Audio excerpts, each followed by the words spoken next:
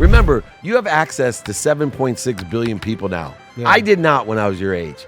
So I'm always practicing. What can I say, do, think, feel, and believe to get people to get back to me? Give me more at-bats. Because if I can double the amount of people that get back to me, I'll double my sales without getting any better at sales. Yeah. And I'll end up getting better at sales because I get more at-bats than you. You can only provide value in two ways to someone.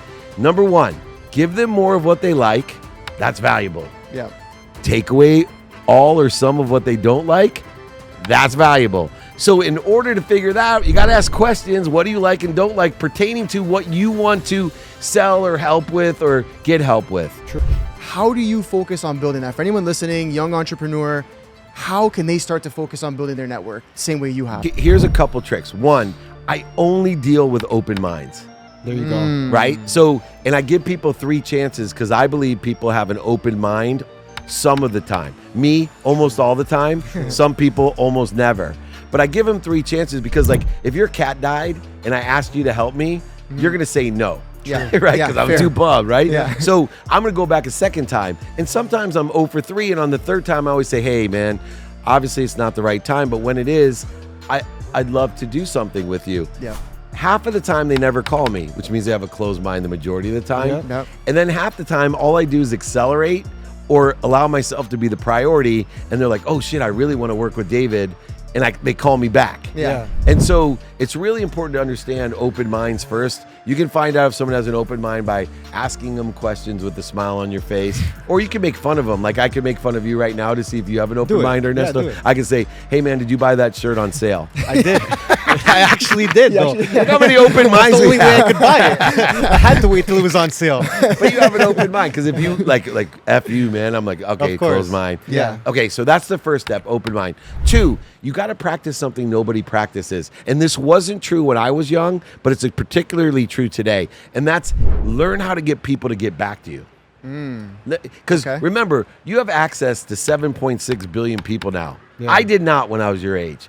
So whether it's in person, on the phone, email, or social or traditional media, I'm always practicing. What can I say, do, think, feel, and believe to get people to get back to me? Give me more at-bats. Because if I can double the amount of people that get back to me, I'll double my sales without getting any better at sales. Yeah. And I'll end up getting better at sales because I get more at-bats than you.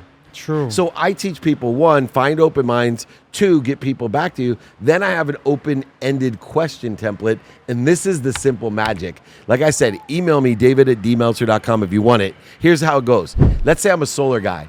Hey, do you know anything about solar? That's how I start. Yeah. Oh, what are you doing today?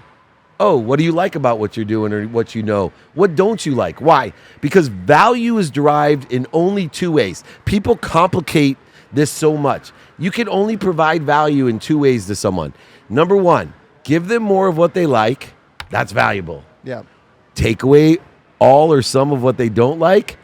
That's valuable. So in order to figure that out, you got to ask questions. What do you like and don't like pertaining to what you want to sell or help with or get help with? True. Then you can ask. When you know and get that information, you can say, so would it help you if Yes. I did this to lower your electric rates, or if I did this to get you more podcast guests, or I did this to get you a family at your dentistry? Would it help you if? Yes. Then, once you provide more of what they like, take away some of what they don't like, one or the other, I can ask the most famous question that most people still will come up to me and say, dude, you changed my life. I watched a video 3 years ago. You taught me one question.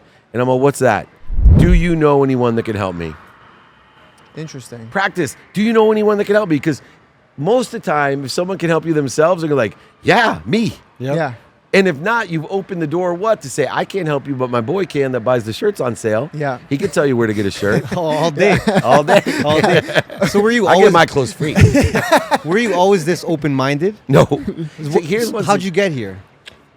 practice. Yeah. Okay. Everything's practice. So how do you practice that? So asking questions. Yeah. Right? Open minds, open questions, open hearts, open hands, open questions, asking for help, radical humility, all of these things. People ask me, how the hell did you lose over $100 million?